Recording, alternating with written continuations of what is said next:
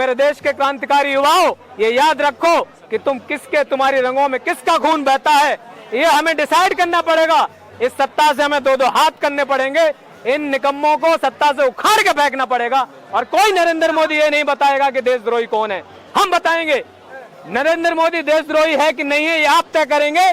जो आदमी पाकिस्तान में बिल बुलाए नवाज शरीफ के, वहां पर जाके बिरयानी खाता है, जो शेख हसीना को बिरयानी खिलाता है, ये देशद्रोही नहीं है क्या?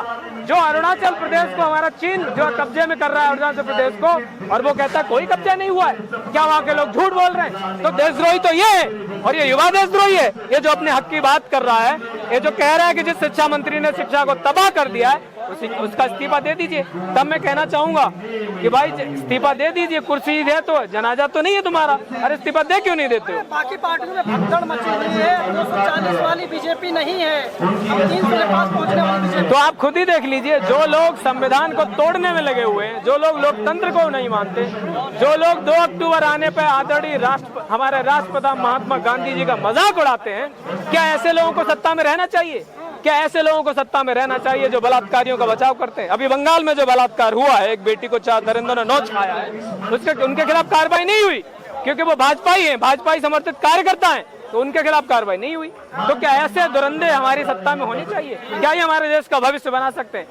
ये मजा प्रधान जी इस्तीफा हो जाएगा, सब कुछ ठीक हो जाएगा। नहीं, ये शुरुआत होगी, मैं समझता हूँ ये शुरुआत होगी, और उसके बाद या तो ये सुधरेंगे या फिर अब आगे ऐसा ही होगा, इस पूरी निकम्मी सरकार को इस्तीफा देना पड़ेगा, सत्ता से हटना पड़ेगा, और इस देश का युवा अब इस देश में फेयर चुनाव कराएगा। और जबरदस्ती कराएंगे, क्यों नहीं कराएंगे बताइए आप? अच्छा, खबर चल रही है बदल हो सकता है, अगर उन्हें दूसरा मंत्रालय दे दिया जाता है, संतुष्ट हैं फिर आप लोग? नहीं, देखिए फिलहाल हमारी मांग ये है कि ऐसे चोर उचक्के व्यक्ति को, जिसको फर्क न पड़ा हो, 20-22 बच्चों की जान चली गई, ऐसे व्यक्ति को तो मैं समझता हूँ कि जो MP है उससे भी हटा देना चाहिए, इसको तो जेल भेज देना चाहिए। और किसी और देश में, चाइना वगैरह में होता ना, तो इसको फांसी यहाँ पे लगा दी जाती पब्लिकली, तो फांसी लगाने लायक है। तो विश्व गुरु और विकसित राष्ट्र बनाने की बात हो रही, भरोसा क्यों नहीं कर पा रहे हैं? देखिए, विश्व गुरु का भरोसा कैसे करना? जिस देश का प्रधानमंत्री ट्रंप के कहने पर, अमेरिका के कहने पर रसिया से, ईरान से तेल लेना बंद कर देता है, वो विश्व गुरु बन सकता है क्या? जिसको भीगी बिल्ली बना दिया हो, जिसके गले में पट्टा पहना दिया हो, और जब ट्रंप कहता है कि आप बोल, मैं पट्टा बोल रहा हूँ, मैंने कुत्ता नहीं बोला, आप दोबारा सुनिए, पट्टा पहना दिया, बाकी आप समझ लेंगे। और बताऊं क्या कहना है? अटल बिहारी वाजपेयी जी जो प्रधानमंत्री जी कहते थे, अभी बहुत ज्यादा वायरल हो रहा है उनका वीडियो, जब राम मंदिर में लूट हो गई है, जब चौकीदार ही चोर हो गया है, तो वो बहुत पहले क्या गए थे नरेंद्र मोदी के लिए, क्या कह के गए थे? अगर दरवाजे पर बैठा हुआ कुत्ता चोरी होने पर ना भौंके तो समझ लीजिए वो चोरों को जानता है। मुझे नहीं पता वो कुत्ता किसे कह रहे थे, वे कुत्ता किसको कह रहे थे, ये तो मोदी जी उनकी पार्टी जाने, मैं नहीं कह रहा, ये उनके ही नेता कह रहे थे। अरे लेकिन आज चरितार्थ हो रही है ना वो भाषा। और नेहरू जी भी क्या कहते, 15 जो है कह रहे थे, कोई 60-70 साल 75 साल बाद कोई चोर उचक्का आएगा जो बर्बाद कर देगा, तो संभाल लेना। इन सबको पता था ऐसा कोई नकारा निकम्मा आएगा। तो आज इस देश के युवाओं को अपने अंदर के भगत सिंह को जगाना पड़ेगा, चंद्रशेखर को जगाना पड़ेगा, अशफाक उल्लाह खां को जगाना पड़ेगा, और आना पड़ेगा सड़कों पर। इसलिए 20 जुलाई को मैं ये निवेदन करता हूँ, एक एक युवा, कम से कम इस देश के एक एक घर से एक एक व्यक्ति अगर इस सड़कों पर उतर जाएगा, तो एक ही दिन में सिर्फ शिक्षा मंत्री नहीं, इस देश का निकम्मा प्रधानमंत्री भी देश छोड़ने के लिए मजबूर हो जाए। आप लोग इतना शोर मचा रहे हैं, यहाँ पर इतने दिनों से बैठे हुए हैं, सरकार की सेहत पर असर नहीं, सरकार आराम से काम कर रही है। सरकार को ये लगता है कि वो तानाशाह है, सरकार को ये लगता है कि उसके हाथ में पुलिस है, आर्मी है, सब कुछ है। लेकिन माफ कीजिएगा, जब जनता विपक्ष बन जाती है तो ऐसी सरकारें आस पड़ोस के देशों में नजारा देख लीजिएगा, रात भर में पलट गई हैं। तो देश हमारा यही नजदीक बीच में है, ऐसा ही कुछ होने का अगर ये इंतजार कर रहे हैं तो फिर ऐसा ही होगा।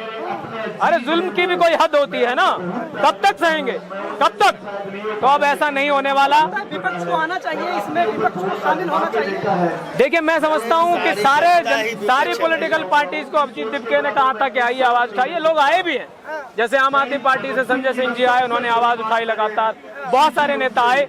लेकिन जब जनता विपक्ष बन चुकी है, अब तो ये मुद्दा बहुत बड़ा है, ये मुद्दा जब इतना बड़ा है तो जनता ही विपक्ष बन गई है, तो फिर और किसी की जरूरत नहीं है, और जनता में ही विपक्ष आ जाता है। सोशल मीडिया में पूछा जा रहा है कि इतने दिनों से आंदोलन चल रहा है, माल कहाँ से आ रहा है? माल कहाँ से आ रहा है? विनोद भाई बैठे हुए हैं, ऐसे हमारे भाई हैं जो अपने घरों से कोई पानी की बोतल ला रहा है, कोई चावल ले आ रहा है, कोई कुछ ले आ रहा, कोई तेल ले आ रहा, तो ये सब आंखों के सामने ही तो बन रहा है।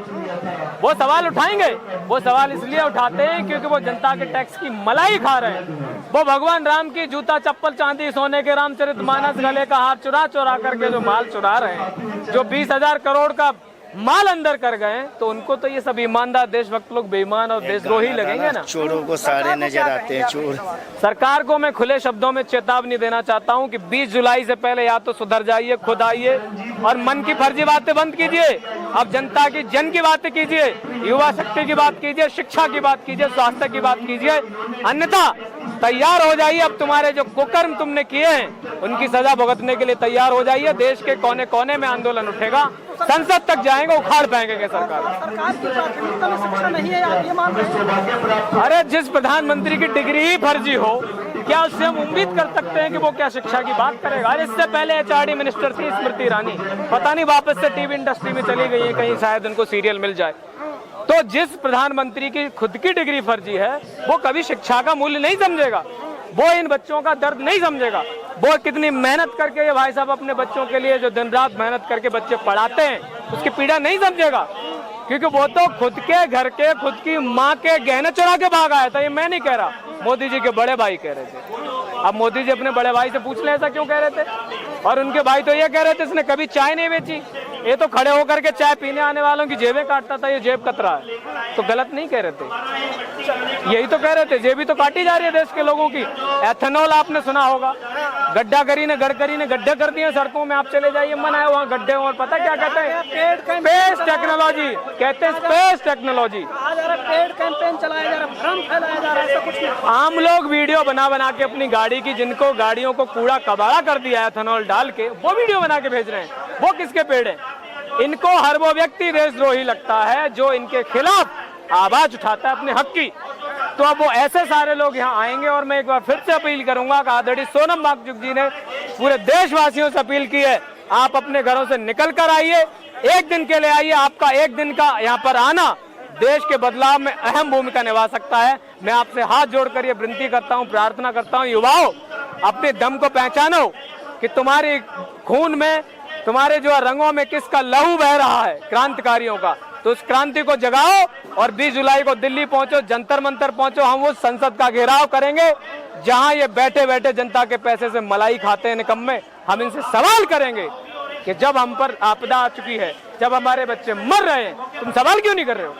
तुम मजे से चाय पी रहे हो, तुम चाय पे चर्चा कर रहे हो, तुम मन की बात कर रहे हो, तुम मेलोडी खा रहा है। चर्चा देखिए, मेलोडी चॉकलेटी क्यों? ये मेन स्ट्रीम मीडिया का मुद्दा है। मैं आप सबको धन्यवाद देता हूँ, आप यूट्यूबर हैं, सोशल मीडिया पर जहाँ भी आपने जहमत की कि आप यहाँ दिन रात टिके हुए बारिश में, मैं आप सभी का धन्यवाद ज्ञापित करता हूँ। अगर आप लोग ना होते तो हो सकता है हमारी आवाज जनता तक नहीं पहुंची। इसलिए आप सभी का क्या फर्क पड़ता है? वो भी आप लोगों से, आप लोगों की न्यूज को कॉपी पेस्ट कर रहे हैं। उनके पास खबरें नहीं है, उनके पास खबर ये है कि मोदी जी ने कितने बार कपड़े पहने। PR एजेंसीज बन गए इस देश के न्यूज वाले, मीडिया हाउसेस। वो ये बताएंगे कि अब आम का सीजन है तो मोदी जी आम चूस के खाएंगे या काट के खाएंगे। तो ऐसे न्यूज वालों की जरूरत नहीं है। गोदी मीडिया तो आई ही नहीं, उसको तो लगता ही नहीं शिक्षा और स्वास्थ्य की समस्या उनकी समस्याएं हैं, सरकार की समस्याएं। उनको तो ये लगता है कि मोदी जी ने आम खाया तो वो बहुत बड़ी समस्या है। उनको तो आप भगा देते हैं यहाँ से। खबर नहीं, कोई नहीं भगा रहा यहाँ तो, किसी ने नहीं, हमने सबने कहा कि आइए, लेकिन वो आता ही नहीं है।